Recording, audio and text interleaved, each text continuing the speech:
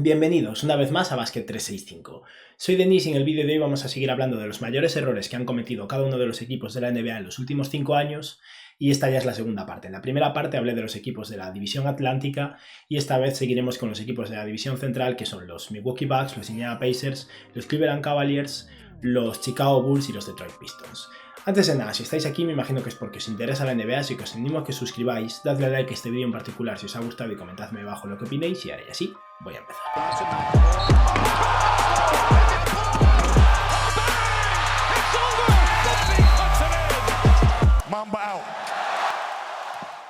Si no habéis visto mi vídeo sobre la División Atlántica os pondré por aquí el enlace, pero básicamente para recordaros un poco, por si no lo habéis visto o por si no os acordáis, voy a intentar dejar en un plano secundario los errores en el draft porque me parecen más admisibles. Si algún equipo no ha fracasado o no ha cometido errores grandes en otro aspecto, pues tal vez tenga que destacar el draft, pero no es mi intención, ¿vale? Vamos a empezar ya con los Milwaukee Bucks, que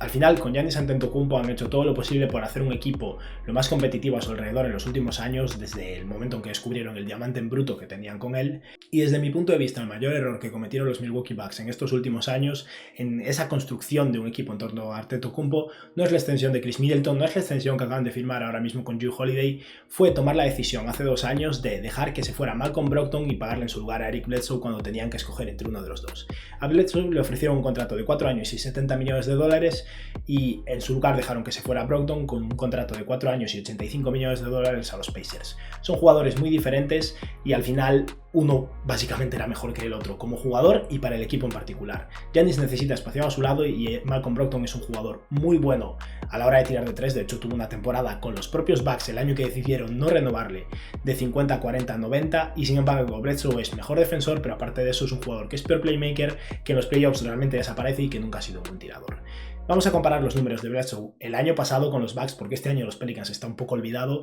y Brogdon a los Pacers este año para que veáis lo que dejaron a un lado y lo que decidieron mantener un poco más barato, sí, pero no creo que les valiera la pena. Bledsoe en la temporada 2019-2020 promedió 14 puntos por partido, 5 rebotes y 3 asistencias, con un 41% en tiros de campo y un 34% desde 3. Eficiencia bastante mediocre, un jugador que fue All-NBA a nivel defensivo, vale, pero una vez llega a los playoffs desaparece totalmente porque sus tiros de 3 no entran y al final se pone nervioso o lo que sea, pero se vuelve todavía peor. Y por otra parte tenemos a Malcolm Brogdon. Podría poner los números del año pasado, que es verdad que son un poco peores, pero en general estoy intentando hablar de la actualidad, solo que en el caso de Eric Bledsoe en particular, hablar de esta temporada en los Pelicans no me tenía tanto sentido. Pero Brogdon es un jugador que ya en los Bucks en su tercer año fue muy eficiente y estaba funcionando muy bien y decidieron dejarlo ir, y ahora mismo los Indiana Pacers está promediando más de 21 puntos por partido, casi 5 rebotes, casi 6 asistencias, con lo que está demostrando ser un bastante mejor playmaker que Bledsoe, que ya se sabía en su momento, la verdad. Está tirando casi 7 triples con un 46% en tiros de campo y un 40% desde 3. A eso le sumamos una altura de 1,96 m, un par de años menos de edad, y aunque no sea un defensor mejor que Bledsoe, gracias a esa altura es capaz de ser más versátil a nivel posicional, por lo que ni siquiera es que sea tan problemático, que no sea tan bueno, y sí que ha tenido algunos problemas de salud, eso es verdad, pero en general un Brogdon sano tiene un impacto muy superior al de Eric Bledsoe y posiblemente si hubieran mantenido a Brogdon no hubieran dedicado tantos esfuerzos en conseguir a Jrue Holiday, que es un mejor jugador que Brogdon, pero tal vez no hubieran tenido que dedicar tantos picks a conseguirlo a él y hubieran tenido a Brogdon y hubieran podido invertir su dinero y su esfuerzo en otro lado para tener un equipo todavía mejor de lo que tienen ahora mismo. Pasamos ahora a los Indiana Pacers, que precisamente el equipo que se llevó a Malcolm Brogdon con una muy buena decisión desde mi punto de vista. Y los Pacers son un equipo que en los últimos 5 años no han tenido grandes fracasos, la verdad, son un equipo bastante mediocre, un equipo que lucha por entrar en playoffs y siempre son competitivos pero nunca llegan a ganar nada, y que realmente no han tenido ningún error garrafal, así que voy a destacar 2 cosas. Para empezar, en el draft de 2016, si no me equivoco, draftearon con el pick número 18 a TJ Leaf, que a día de hoy ya no están los Pacers, creo que ya ni está en la NBA, me parece que lo cortaron completamente, y era un jugador que en su momento prometía y parecía un center capaz de tirar de 3, y el pick siguiente, el pick 19 de los Atlanta Hawks, fue John Collins. O sea que puestos a quejarnos de algo, ese pick de TJ Leaf en vez de John Collins fue un error, teniendo en cuenta que si bien ninguno de los dos encaja demasiado con Miles Turner o Domantas Sabonis, desde luego John Collins es un poquillo mejor que TJ Leaf. Pero lo que más voy a destacar en este caso es un contrato que todavía siguen pagando y seguirán pagando el año que viene también, que ofrecieron en 2015 y fue el contrato de Monta Ellis. Monta Ellis era un jugador muy conocido en su momento, un anotador que llegó a anotar creo que 25 puntos por partido en una temporada, pero que nunca fue muy eficiente y que a nivel defensivo no aportaba gran cosa, y los Pacers le ofrecieron un contrato de 4 años y 44 millones de dólares y después de 2 años decidieron cortarlo porque no querían saber nada de él y siguen pagándole a día de hoy. Y siendo un jugador que, recordemos, cobraba 11 millones de dólares hace 4 años, que no es lo mismo que ahora, esto es antes de la subida salarial potente de 2016, promedió 11 puntos por partido, 3 rebotes, 4 asistencias, un 43% en tiros de campo y un 31% desde 3. Estamos hablando de un jugador que con 30 años de edad era básicamente un anotador, un jugador que se suponía que iba a ser capaz de tirar de 3 y de conseguir canastas que necesitaba en ese momento el equipo de Indiana, y que tampoco se esperaba que aportara mucho más, y lo cierto es que no aportó ni demasiado ataque ni demasiada defensa, por lo que sí, fue un error. No es un error tan garrafal dado que no fue un contrato de 20 millones de dólares, pero un error al fin y al cabo. Y dentro de lo que cabe, considero que es positivo para los Indiana Pacers que lo peor que hayan hecho en estos últimos 5 años haya sido ofrecerle ese contrato a Monta Ellis. Curiosamente llegamos a otro equipo, en los Chicago Bulls, que tampoco tienen grandes errores y es un equipo que en general no ha conseguido realmente llegar a playoffs en los últimos años. Es verdad que intercambiaron a Jimmy Butler, pero consiguieron a cambio a Zach LaVine y a Lauri Markkanen, que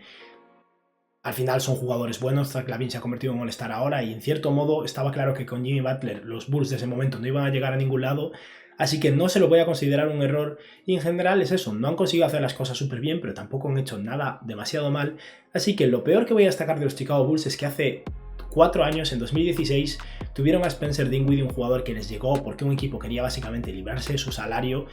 Llegó a los Chicago Bulls a cambio de una segunda ronda básicamente para que lo aceptaran, y los Bulls lo cortaron. 2 años después, Spencer Dinwiddie se convirtió en el jugador que todos conocemos en los Brooklyn Nets, que es verdad que ahora está lesionado, pero era un muy buen jugador que el año pasado promedió casi 20 puntos por partido y que no es un super base playmaker, pero es un pasador bastante decente, y en unos Bulls faltos de base hubiera estado bien que le hubieran dado una oportunidad. Lo tenían bajo contrato por un par de años cobrando la mínima y ni siquiera lo quisieron. Así que el peor error de los Bulls es que tuvieron a Spencer Dinwiddie en su cara y no lo quisieron.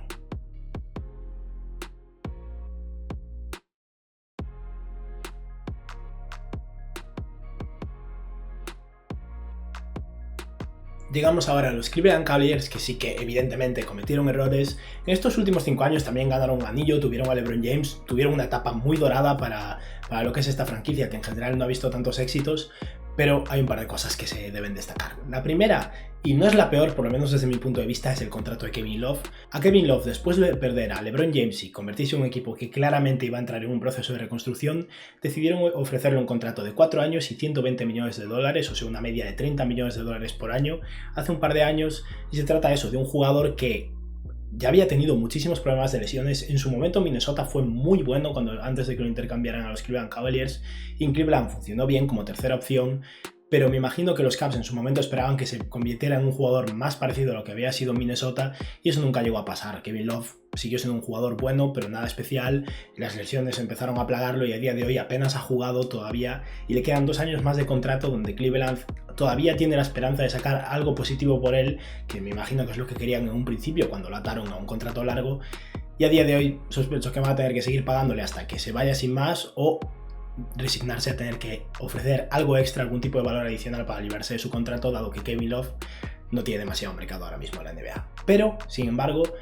los Cavaliers, desde mi punto de vista, cometieron un error bastante superior a este, y es que en su momento, cuando tenían a Kevin Love y a LeBron James, Kyrie Irving les pidió un intercambio cuando tenía todavía 2 años de contrato, y aceptaron y decidieron intercambiarlo. Esto fue claramente un error. Vale que Kyrie Irving no estaba contento allí, pero tenían a un equipo que acababa de ganar un anillo hacía 2 años, que había vuelto a las finales el año siguiente y que todavía tenía bajo contrato durante un año más a LeBron James. Independientemente de lo que esté pidiendo Kyrie Irving, al final tenía una obligación contractual de 2 años con ese equipo, y decidieron intercambiarlo por un jugador al cual solo le quedaba un año de contrato, que mucha gente consideraba a la par en su momento, pero que venía de una lesión y en general no iba a estar claro lo que iba a ser junto a LeBron James, y sin embargo todos sabíamos lo que era Kyrie Irving junto a LeBron James. Los Cavaliers aceptaron un intercambio por Isaiah Thomas, en el que básicamente los Celtics consiguieron a Kyrie Irving y los Cavs consiguieron a Isaiah Thomas en un último año de contrato y con una lesión de cadera de la que no se ha recuperado a día de hoy. Ahora se supone que está bien, pero desde ese momento su carrera nunca ha sido la misma. Ante Zizic, que era un jugador joven, un center que se esperaba que fuera un jugador decente, a día de hoy ya no está en la NBA. Y Jay Crowder, que es un jugador que siempre ha sido un roleplayer cotizado, funcionó muy bien en Boston, no funcionó bien en Cleveland y acabaron moviéndolo, y ha sido intercambiado continuamente hasta que finalmente ha encontrado un nuevo hogar ahora en Phoenix. Es un jugador muy útil, es verdad, pero no vale la pena a cambio de Kyrie Irving. Aparte de estos jugadores consiguieron un par de picks, una segunda ronda que acabaría convirtiéndose en Skylar Mays y que ahora mismo está en los Atlanta Hawks, y el pick de 2018 de los Brooklyn Nets que se convirtió en Colin Sexton, que ahora mismo es probablemente el mejor jugador de los Cleveland Cavaliers, muy bien, pero sigue sin valer la pena. Renunciar a la posibilidad de intentar durante un año más ganar las finales de la NBA junto a LeBron James y Kevin Love, utilizando a Kyrie Irving, que ya conoce el sistema y lleva años ahí, a cambio de Isaiah Thomas, que estaba lejos de ser una garantía, y un pick futuro para empezar a preocuparse de perder a LeBron James, para mí fue un error. Si pierdes a LeBron James estás condenado a ser malo durante los próximos años porque has hipotecado todo tu futuro para conseguir el mejor equipo posible en torno a LeBron James. Todos sabemos que esto funciona así, pero si ese es el caso, sigue hipotecando tu futuro hasta el momento en que se vaya, porque al final perdieron una oportunidad. Y por último vamos a hablar de un equipo que tiene bastantes errores interesantes, que son los Detroit Pistons.